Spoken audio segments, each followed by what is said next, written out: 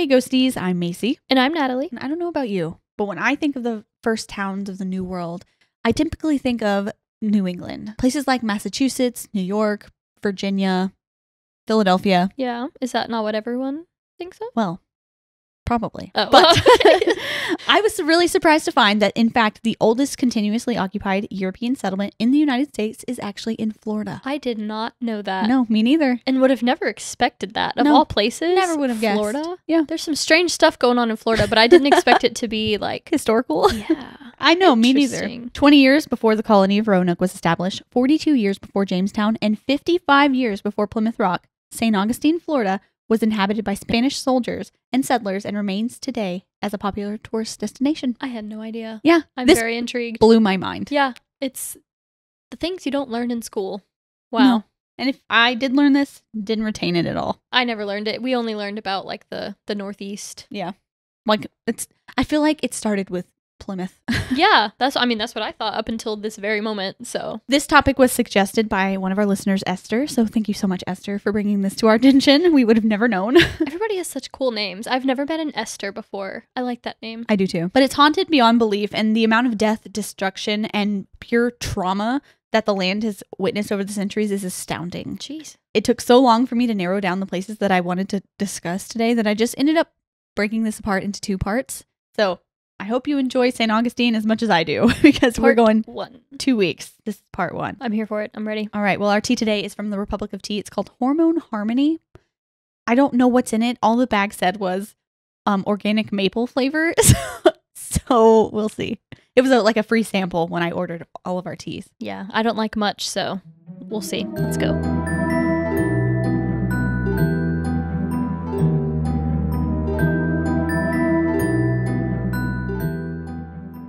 Getting notes of asparagus for some reason. I'm not sure. It tastes like what I imagine the bottom of a grocery cart would taste like. Ew. It's like let's get some Earl Grey back in here. Once again, I don't think it's that bad. Would I drink it again? Probably not, but it's not that bad. It does taste like produce. I can't explain why. Not even like the produce, but like the bag that the produce was in, and now you're just chewing on it. Okay. Interesting. I'm not into it, but what's new? No.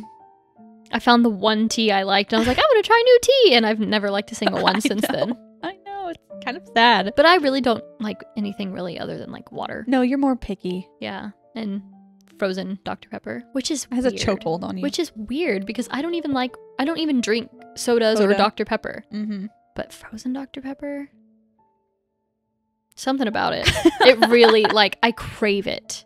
Like, that's really weird. Yeah. For you. It's like a cigarette to me. Like, I just need, like, oh, I've had a bad day. Let me go get a frozen Dr. Pepper. I'm not kidding. Like, you're laughing, but I'm so That's why I'm serious. laughing, because I know you're serious. Yep. Okay, well, let's move on from your addiction. I'm really going to challenge your knowledge of American history here by starting with a little background on St. Augustine. You probably don't know any of this. I'm scared. Okay. It was August 28th, 1565, the feast day of St. Augustine, when Pedro Menendez de Aviles first set eyes on the land that would eventually be known as Florida. He and his men rejoiced as their sole mission when they first set sail from Spain was to find Florida and claim it for the Spanish crown. French Protestants had begun to settle on the lands, and this was unacceptable for King Philip II.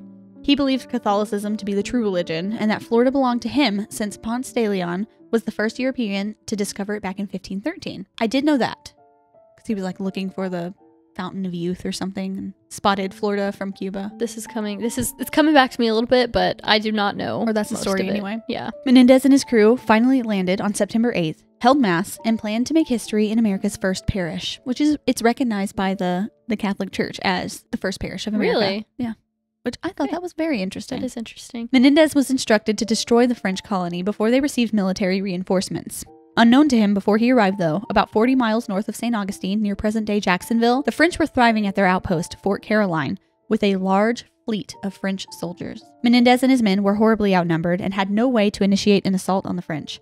They laid in wait at St. Augustine, knowing the French would be there shortly to destroy all that they had. That is until a massive hurricane made landfall on the east coast, sinking the French fleet and nearly wiping out their military force. That's a huge fear of mine. I've never been deep in the ocean ever, and I never will be, but I have fear of like a large storm coming through.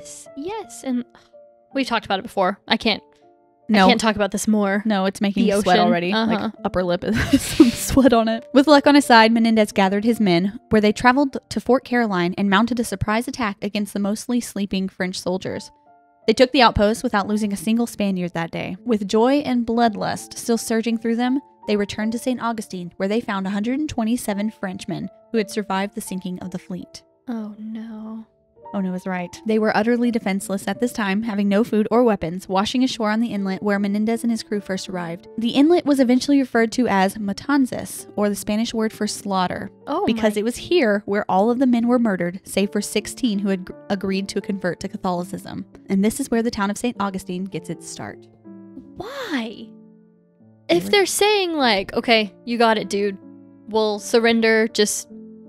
Catholics are nothing, man. I don't know. That's how they felt. Oh my God. I know, it was pretty awful. This is a dark start. The Spanish settled in St. Augustine and established a permanent colony in an attempt to prevent the French from settling in on the territory that they perceived to be their own. It was a valuable location for the Spanish to assist in any trading ships that may become battered off of the coast by tropical storms, and their warships that defended the land and hunted for pirates. It was heavily subsidized by the Spanish crown and the Catholic Church, which used it as a home base when they sent missionaries to accompany Spanish soldiers to convert the natives already living in the land. Of course, its value to Spain made it a target of the British.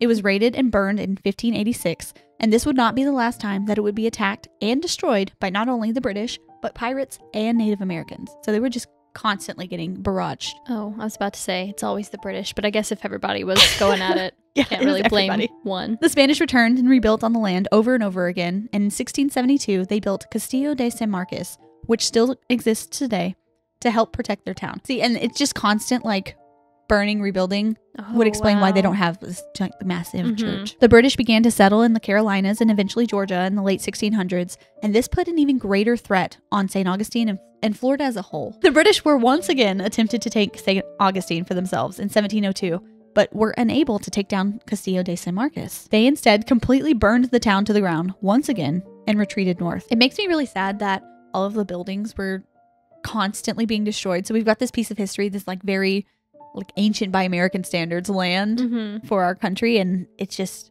nothing. Like we don't have anything like we do like in Jamestown or in Plymouth or anything like that.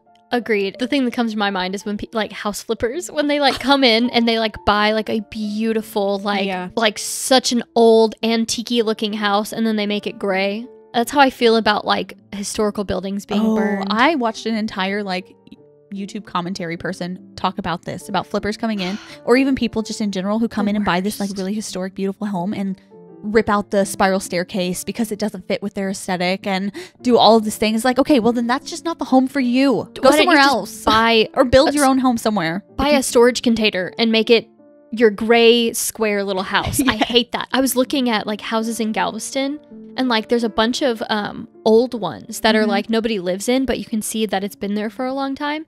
And I'm just like, man, I would love to buy this and restore it, not redo it. But like I just know some flipper's gonna get to it before me and they're just gonna turn it into the gray millennial dream. Yes. I know. It makes me sad. I like old things. I'm very like what I want my house to be is old Victorian style. Yeah, me too. I love a spiral staircase and I love just color. Speaking to me. Color. Like, where did the color go? Yes. Okay, sorry, that got way off topic. But it did.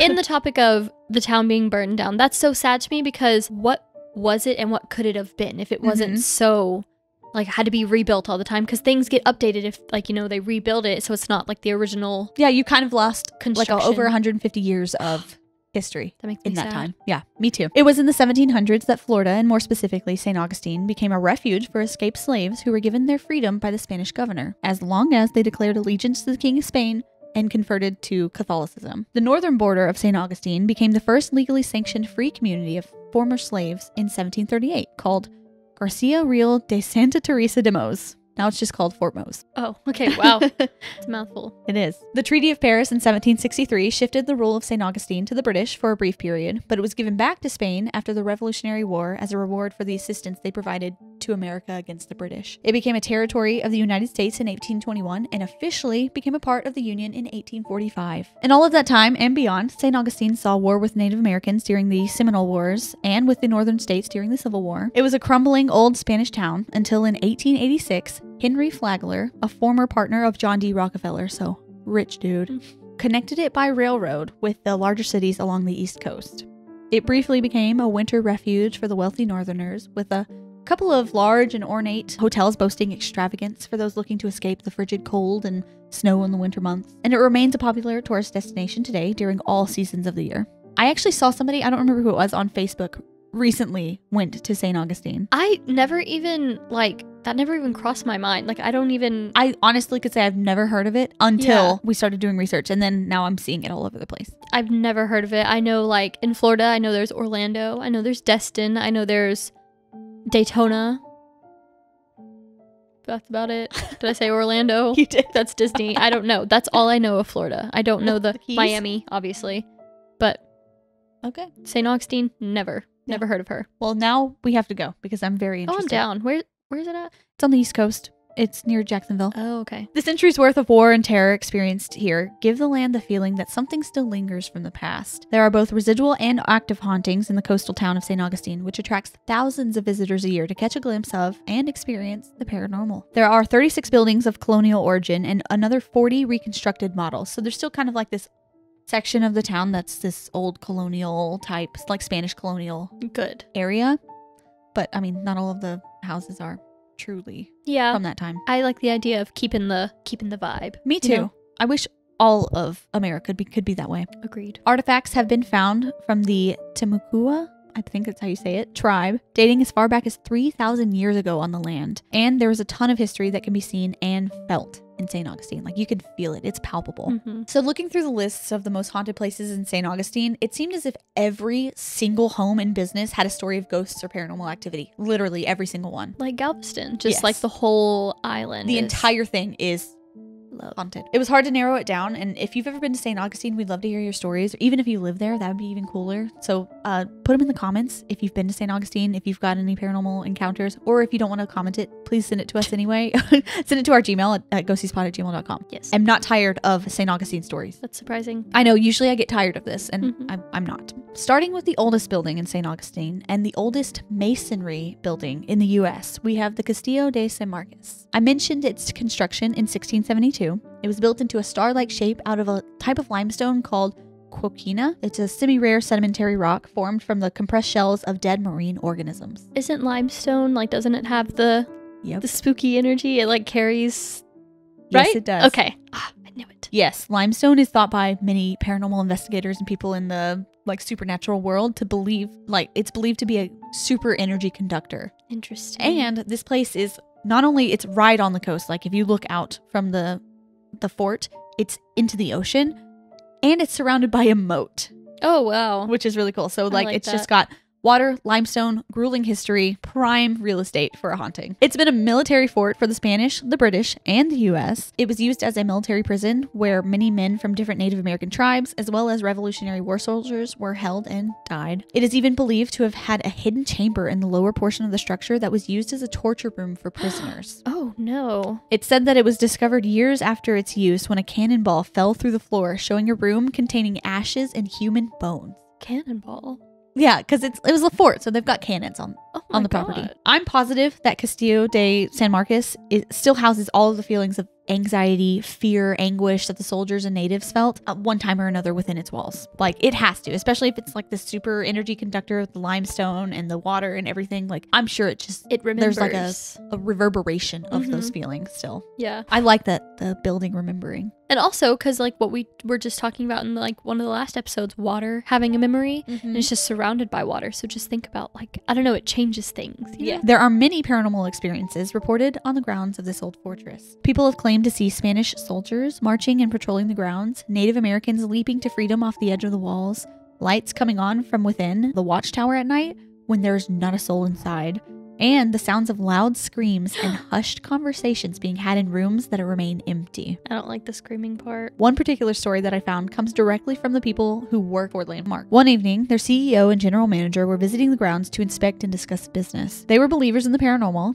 And how do you own a business like this and not be? You have to be. And they wanted to take a walk around and take photos of the property that night after the business had concluded, kind of do their own little paranormal investigation themselves. They had their camera pointed toward the top of the fort when they noticed a shadow of a man walking across the drawbridge. They thought it could be just another employee locking up, or maybe like a security guard or something going back in. So they put their camera down for a brief moment, waiting for them to pass so they could continue on in their investigation and take pictures. They didn't want the person to kind of spoil their image. Yeah. When they looked back up, the shadow man was gone. There was nowhere that the person could have disappeared to without them noticing. They didn't go inside. They didn't walk across back the other way. They were just completely in shock because it was like as clear as if a person had actually been there in front of them, briskly walking across. See, and you know how I feel about like more than one person seeing it? It's like confirmed. I like automatically believe it when it's like more than one person has witnessed it and can talk to you about it. Yes, especially when they're like skeptical. Mm-hmm. Many guests of the Castillo de San Marcos have seen the shadow figure traipsing the grounds, and he is not the only figure seen clearly by staff and tourists alike. Another ghost spotted often is believed to be Osceola. I think that's how you say his name. He was a Seminole chief who was captured by the military during the Second Seminole War, and he was held at Castillo de San Marcos along with 200 of his men for quite a long time. Gosh. He was suffering from chronic malaria before his capture and was treated by a Dr. Whedon while a prisoner in St. Augustine. It is rumored that the chief and Whedon became close during this time there. They just formed a very close friendship, supposedly. I'd also like to mention that he was a prisoner and this man was his only solace, like the only person who could help him get any relief from his illness. So, I was about to say, friend or just convenient? Convenient. I think so. Osceola was eventually transported to Fort Moultrie in South Carolina, and within 3 months of his stay here, he passed. Oh. Dr. Whedon still supposedly valued their friendship and had visited and treated him until his death. This is where things get strange and rather gross. Oh no. Upon his passing, Dr. Whedon was rumored to have severed Osceola's head and preserved it before bringing it back with him to St. Augustine, displaying it in his shop. Why? Don't know. I don't have... Why? Just for what? I don't. Did he have a crush, like a huge crush? Was he in love with him? He was like, oh. Or just intrigued display by this beautiful him? man. I'm not sure. I hate that. I doubt it was love. That doesn't sound like love. That sounds like intrigue. Admiration. But I don't know. Not even admiration. Just like specimen and scientist. I hate that a lot. Yeah, me too. People believe that his spirit still haunts the grounds of his former prison, where some claim to have seen the shadow of a figure missing its head. So he's still kind of searching for his head in the afterlife through St. Augustine. That's horrible. I think that's like one of the scariest things you could ever see. A headless spirit? Yes. Yeah. I couldn't take it seriously though. You'd laugh? No, not funny, but I would be like, wait, what? I'd probably faint. I don't know. I'm not one for fainting, but that might get me. I'm still stuck on the head thing. I don't know what to say. No, there's nothing to say. Wow. It's awful. But another haunting with a legend to go along with it is that of Dolores and Manuel. It is said that in 1784, Colonel Garcia Marti moved to St. Augustine with his young wife, Dolores, to take over the operations at Castillo de San Marcos. Colonel Marti was often very cold and nasty towards his wife and was more interested in his position in the military and operations at the fort than in his married life. Boo. Dolores was often very lonely, and it was no surprise when she started a torrid love affair with her husband's assistant, Corporal Manuel Abela. Because he neglected his wife and truly never paid any attention to her or her whereabouts, the affair went on for some time. That is, until one morning when Manuel arrived late for his post with Colonel Marti. Corporal Abela approached his superior with an apology, but as they shook hands, the colonel took a deep breath and smelled the distinct scent of his wife's perfume. Come morning the next day, Dolores and Manuel were missing, and when the colonel was approached about his wife's disappearance, he claimed that his wife had become ill and was taken to the home of her aunt, where she was to be accompanied back to Spain to live with her family once she recovered. As for Corporal Abela, it was explained that Marti had sent him to Cuba on assignment, but of course, he never returned. Neither Dolores or Manuel were seen alive again. Oh my god, how tragic. Very sad. There's nothing else? Like there was no... Okay. Go on. Local legend claims that while exploring Castillo de San Marcos, a local from St. Augustine realized that one of the walls was hollow and removed enough of the bricks to display a hidden compartment. By the light of his lantern, he had discovered the skeletal remains of two people who had been chained to the wall. It is believed that these skeletons belonged to Dolores and Manuel, and the colonel had kidnapped the two lovers and locked them away to starve to death together in darkness. That was so much darker than I thought it was going to be. Yeah. You know, yeah, it's a horrible end. We've talked about people being enclosed alive a lot more on this podcast than I would like. You know what? You're right. I didn't think about that. This is like the third time. That is true. And I'm honestly uncomfortable with that. How dare you bring this up again? Okay. Ew. Oh my gosh. Well, today people claim to be able to smell the scent of a sweet perfume while walking through some portions of the fort. And it's believed to be that it could be Dolores still haunting the halls where she and her love had lost their lives. That's really sad. Beyond these particular hauntings, tourists also report the feeling of cold, clammy hands pressing on the back of their necks as they tour the dungeons. And they often feel extreme changes in temperature as they enter and exit different rooms on the property. Like sometimes they'll enter a room and just suddenly get freezing cold, and then they'll walk to another room and it's sweltering hot. Okay. I don't want to experience a haunting. I don't want to go to any of these scary places, but I would like to experience that. Because is that temperature real? Change or the clammy hand? Not the clammy hand. Okay. Never the clammy hand. I have enough clammy hands to go around.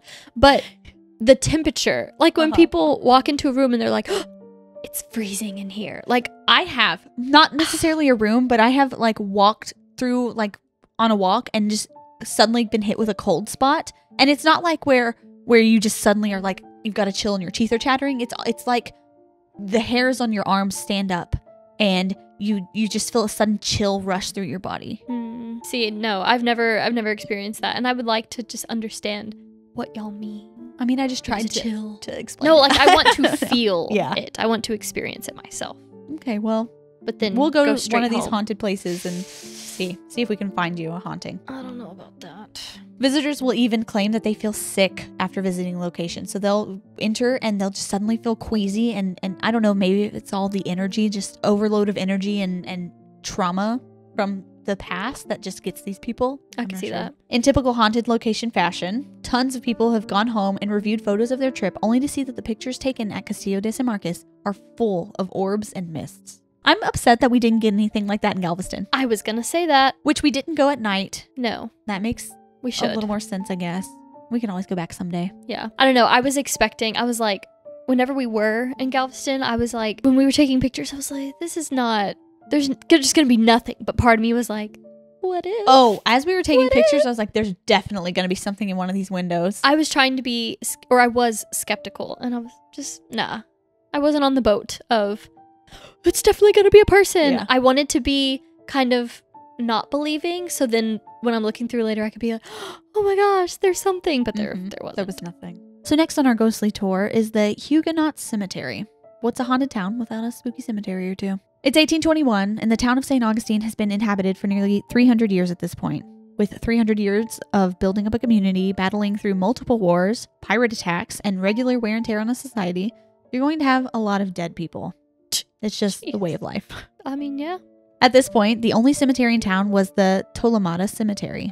This was hallowed ground for Catholic burials only. In the same year, a devastating outbreak of yellow fever hit the shores of Florida, taking with it up to 14 people per day in St. Augustine. Before this point, I have no idea what they were doing with their deceased, but the town decided they would carve out a new space for the Protestants and others in St. Augustine and provide more space for the mass casualties brought on by the epidemic. The Huguenot Cemetery provided a space for grieving relatives to put over 436 residents to rest from 1821 to 1884. In 1884, sanitation issues and overcrowding brought the cemetery to a close, so they no longer accepted any more deceased. Sanitation issues.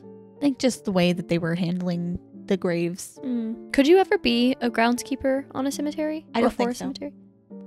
Maybe in the daytime. I could not stay overnight in a cemetery. No, not especially overnight. not by myself. No, not overnight. But like during the day, could you feel comfortable during the day? And stuff? Yes. Like walking around, cleaning up graves, put a podcast in and just go. Yeah, 100%. I don't think I could feel relaxed. I don't know. At night, it's a different story. But at the day, cemeteries just look peaceful to me. And I think that's the point. Like you want your loved one to be at peace in a nice, loving environment in the afterlife. I don't know. I think that's the point. And I get that vibe. Not all cemeteries. Sometimes I look at a cemetery and I'm like, there's something evil in there. So called Spirit Central by those who believe in the paranormal, this place is full of ghostly encounters. Upon entering, many guests feel a sense of dread in the pit of their stomachs. So this isn't one of those cemeteries. This isn't the one that looks peaceful and nice. This is one where you walk in and you're immediately like, something is Yeah. off. It could be the agony that left a stain on the land from all of the families who had to bury loved one after loved one during the yellow fever outbreak. But many people feel as if all of the happiness in the world is snuffed out of existence as they walk from grave to grave. I don't like that. And beyond the cold spots, strange lights and orbs, and even sounds of voices and laughter heard on the wind, they feel the sense as though they are being followed by something, watching them from the bushes, jumping from tree to tree as they make their way through.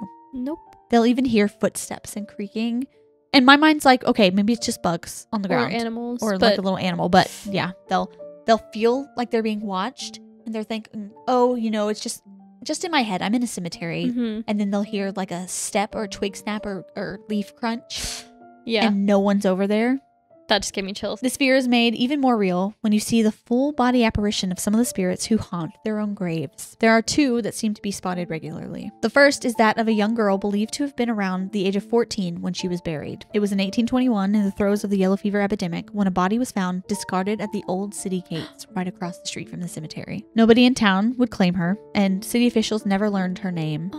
She seemed to have succumbed to the sickness and was buried in the new cemetery. Her spirit seems to remain restless for some reason, and many who come to pay their respects within the cemetery claim to see a young girl floating among the trees or waving from across the graves. If you're in the cemetery at night between midnight and 2 a.m., you're likely to catch a glimpse of her and her white flowing gown. Okay. She's a young girl in white. Okay. She's not a whole lady. We're just going to get past the White lady gown. in white, but that is heartbreaking. Very sad. She's restless because she was just discarded. She wasn't claimed. Like, nobody... I like to think that maybe her family was trying to take her to a hospital or something. I don't know. Or maybe she had died and I don't know. They didn't know where to take her, and maybe they were suffering from the illness as well. And they just left her where they could and didn't know what to do with her and couldn't carry her anymore. But I don't know. But why would Either you way, claim that's really her? sad. Maybe Say- they passed too. That's what I I don't like know. to think. That it wasn't just... She was just discarded like trash. Mm-hmm. But that's what I feel, and that's really, really sad. So, I mean, And hey, that's probably why she's still out and about. Oh, that's really sad. That hurts me. The most notable spirit in the cemetery is known as Judge John B. Stickney. He was relatively well liked by the citizens of St Augustine, offering free legal advice and services to those in need in his community. He sadly became ill while traveling in 1881 and passed away from what was believed to be complications brought on by typhoid fever. He was brought home and buried in the Huguenot Cemetery. His 4 children, having lost their mother years before and now losing their father, moved to Washington, D.C. to live with other relatives that they had. And when they grew older, they decided that they would like to have their father closer to their homes so that they could visit his grave. Mm-hmm. They sent word to have his casket exhumed and shipped north. I mean, I guess I understand you want to be able to visit your father's grave, but... Just go visit it where it's at, I mean, my that's opinion. a long, especially in the 1800s. That's kind of a true. long Okay, travel that's true. from D.C. to Florida. I wasn't thinking 1800s, so never mind. That's valid then. Unfortunately, after digging up his grave, the 2 men left his casket alone in the cemetery to take a water break. In the short time the men had to cool themselves down from the Florida heat, grave robbers happened upon the grave and were able to make off with Judge Stickney's gold teeth and valuable items that he was laid to rest with. Evil. Disturbed by this crime in the afterlife, Stickney is now believed to haunt the Huguenot Cemetery. He is seen day and night walking around the grave searching for the things he has lost, maybe looking to enact justice for those who wronged him, being a judge. His tall, shadowy, hat-wearing figure is seen looming in the graveyard and in the background of photographs. Some believe Judge Stickney is the cause of some of the glowing orbs and shadowy mists that can be seen in the photos of the Huguenot Cemetery. Why would you mess with a grave? What? Desperate Grave? people looking to for quick cash, I The guess. fact that the term grave robber is a thing? I know. What are I you know. thinking? Well, You're asking to be attacked. many years ago, before we had like actual practice with cadavers for hospitals and like studying doctors, Mhm. grave robbers would actually rob graves of bodies and bring them to study for science. That is sick. Yeah, That is sick. it's horrible. Oh my It's horribly God. sad to think that you're going to visit your father's grave and he's not there. He has been cut up in a college down the street. Yeah, but those cemetery stories are sad. Any cemetery stories usually like either like freak me out really bad or just kind of hurt me. Both. I am both. Yeah. Freaked out and sad. Agreed. And especially if you drive by a cemetery and you see people there like sitting, that always hurts me. Oh, the stories of little kids who were like, who are those people playing, mommy? And when they drive by an empty cemetery. Oh my god. Have you heard those? Talking about that. Yeah, but no. We don't even have to get into that. That's horrifying. Okay. I wouldn't know what to do with myself. Moving on, we have yet another historic and haunted marvel, the St. Augustine Lighthouse.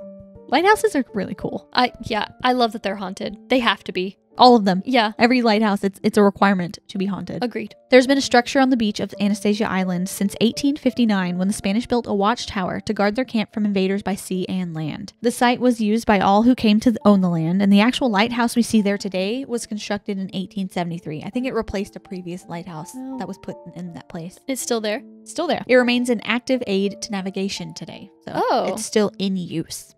That's impressive. I thought it was just going to be like a landmark that they didn't want to take down. No, like this town is functioning. That's cool. Functioning. Not only has the St. Augustine Lighthouse survived through storms and hurricanes and many natural disasters, it has also lived through many caretakers and tragedies. So the hauntings began before the lighthouse was even operational, the current lighthouse.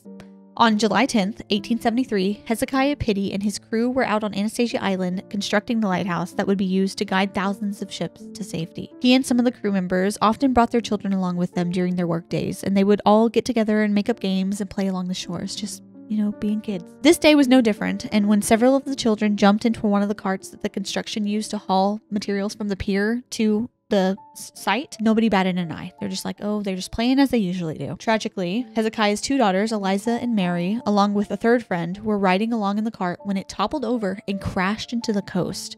The three girls were swept out to sea and unable to be rescued. Oh, no. Visitors to the lighthouse and tour guides alike claimed to see and hear Eliza and Mary still laughing and playing along the beach and inside the lighthouse still today. If the giggles of children, who cannot be seen, isn't enough to freak you out, employees say that the girls seem to want to play with visitors to their home as well. Oh, no. Doors known to have been bolted shut will be found wide open the following day.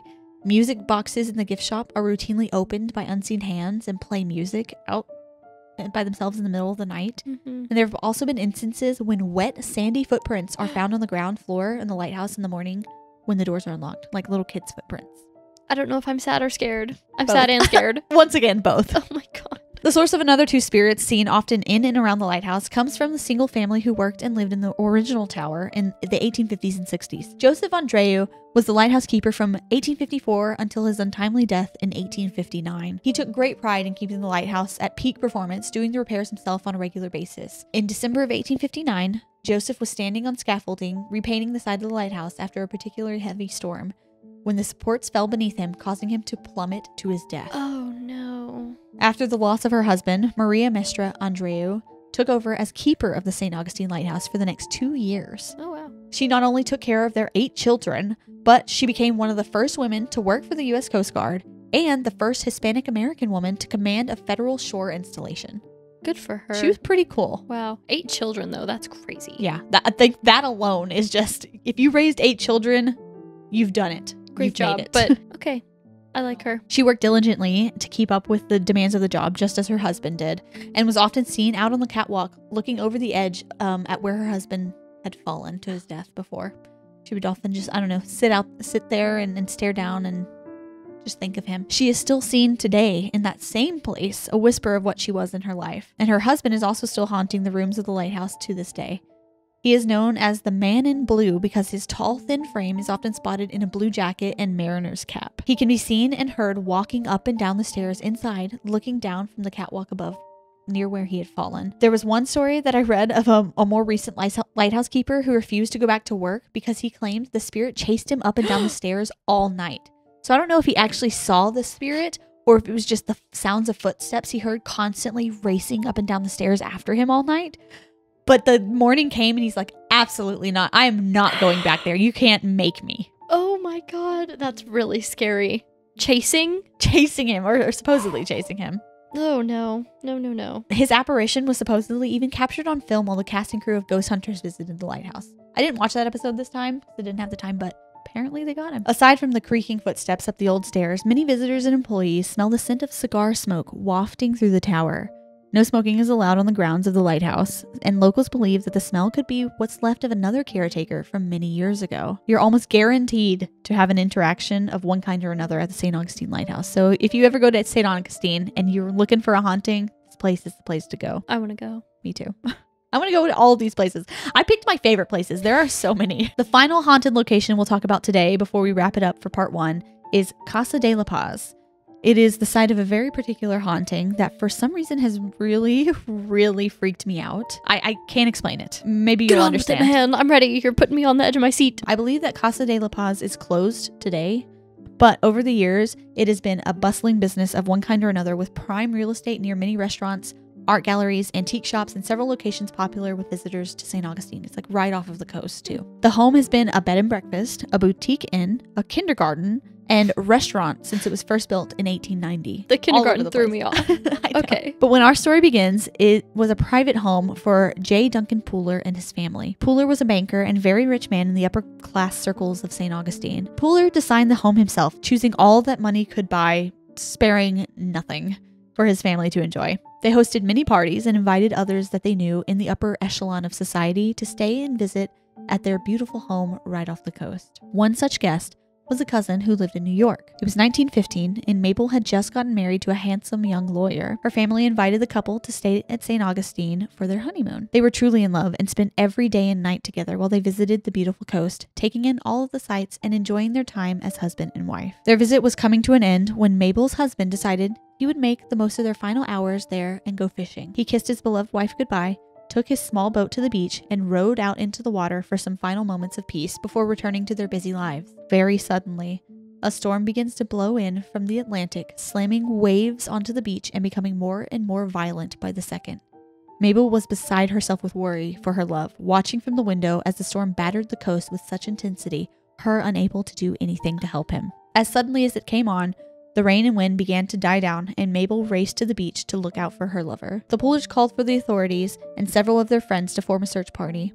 They searched for hours for the lost man, but come up empty-handed, resigned to believe he must have been swept out into the ocean, not likely to have survived the strong winds and chopping seas. This is confirmed when a day later, his boat washes ashore, his body nowhere in sight. To say Mabel was distraught over her loss would be an understatement. She locked herself in her room and spent her days sobbing and crying out, unable to find solace or comfort. She remained in mourning day and night, her cries becoming a staple of the household over the next year as she remained in a state of panicked grief. Oh no. On the day of her first anniversary to the young man, her cries had finally stopped. Relieved at first, believing Mabel may have finally been able to pull herself out of her pain, the family soon realized that something was very wrong. Unable to get a response as they called out to her name from beyond the door, they finally broke into her room. This is where they found Mabel, who had died of a broken heart. Oh. Though they had just heard her cries that morning, Mabel had been dead for weeks. I have chills. I'm so sad. Oh no. Oh, I've got chills through my face. When the doors were opened to the public as a bed and breakfast, guests often complained of their belongings moving around, suitcases being pushed out of their doors, and hearing the faint whispers of a woman asking, "When are we leaving?" Oh no. And even today, on particularly stormy nights, people hear the cries of a woman in pain coming from inside the empty home. Again, I'm sad and scared. This whole St. Augustine just elicits fear and sadness within me. Yeah. Within my heart. Every story, it's like, I'm so heartbroken, but then I start thinking about it and I'm like, this is really scary. It's terrifying. I could not imagine walking down the street and it's kind of like a storm's blowing in. All of a sudden, this empty, just vacant house, cries coming from this upstairs window. Nope. Yeah, nope. I couldn't do it. No. I'm really sad though for her. That story scared me. I was thinking about it last night and was honestly getting scared. Yeah. I feel like I can't breathe. I'm like overwhelmed. I'm so sorry. There's a lot of sadness and death and trauma and just horrible things happening in St. Augustine to cause all these hauntings. Yeah, and this is only part 1. And this is part 1. Yes, part 2 will have some really great places as well. I want more. I'm ready for part 2 already. I feel incomplete. Soon. This is where we'll leave you. We appreciate you taking the time to watch and listen. The best way to support us is to subscribe and follow us wherever you're hearing us right now. Like and leave a comment for the algorithm if you're on YouTube. Anything. Any comment, smiley face, whatever you got. A hate comment, we love those. Hate comment. If you hate us, please let us know. And give us a 5-star review if you're listening on podcast too. Even better though would be to share us with your spooky friends. So if you know anyone who enjoys a good ghost story, let them know about our podcast. Send them our videos, whatever you do. Tell them to send us their stories. Tell them to send us your stories. You yourself send us your stories if you got any at ghostiespod@gmail.com. And come back next week for part 2 of St. Augustine. Woo, I'm excited. Alrighty. Cheers. Goodbye.